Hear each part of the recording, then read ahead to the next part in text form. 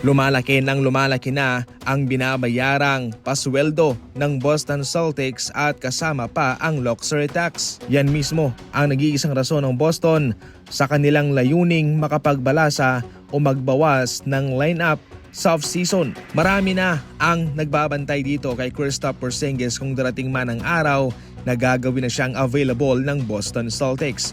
Ang Rockets, ang Lakers at marami pang mga maliliit na team ang nagkakaroon ng interest kay Porzingis at sa ngayon nagbabantay na sa kung ano ang gustong makuha ng Boston Celtics para sa kanya. Ngayon ipagpalagay natin sa Golden State Warriors mga idol, eto ang posibleng i-demand ng Boston Celtics galing sa kanila kung pipiliin man ng Golden State Warriors na mag-trade para kay Kristaps Porzingis. Itong si Porzingis ay naglalaro ng dalawang posisyon, power forward at center.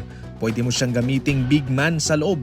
Subalit ang problema nga lang dito kay Porzingis ay hindi siya gaanong tumatagal o tumatambay sa ibaba sapagkat siya yung tipong big man na tumatambay din sa labas dahil malakas din siyang tumira sa 3-point line. Sa puntong ito ay siguradong hihingin ng Boston Celtics sina Buddy Hield, Moses Moody, Trayce Jackson-Davis at si Gui Santos. 4 na manlalaro at walang kasamang picks yan. Definitely hindi naman nila i-absorb ang 4 na ito. Siguradong mawi-wave dito sina Gui Santos at si Trayce Jackson-Davis.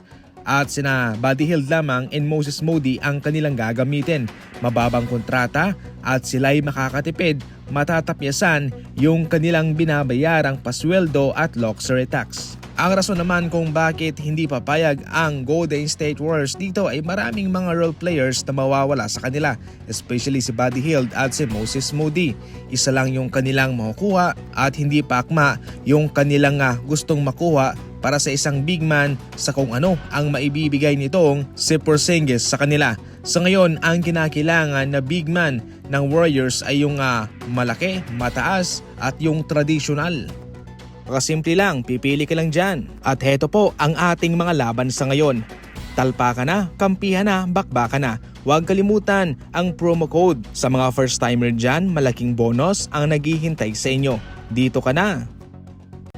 Samantala, noong nakarang linggo lang natapos ang meeting ni Giannis sa front office ng Milwaukee Bucks. Ayon mismo sa impormasyon galing kay Shams ng ESPN, hindi naman daw nag-request itong si Giannis ng trade sa kanila at malaki pa ang kanyang tiwala sa kakayahan ng Milwaukee Bucks na bumuo ng championship team para sa kanya. Ngunit sa kabilang banda ay hindi pa rin naman nagpapakampante itong Milwaukee Bucks at kanilang sinisigurado lamang na itong si Giannis ay mananatili sa kanila long term pa. Sa ngayon kabilang si Doc Rivers sa kanilang inaasahan na rason para manatili itong si Giannis. Maganda raw kasi ang relasyon ni Giannis at nitong si Doc Rivers kaya dahil dyan ay siguradong makukumbinsi raw ni Doc Rivers itong si Giannis na manatili pa sa kanila long term. Kung nandyan si Doc Rivers at hindi nila sisibakin, wala silang magiging problema dyan.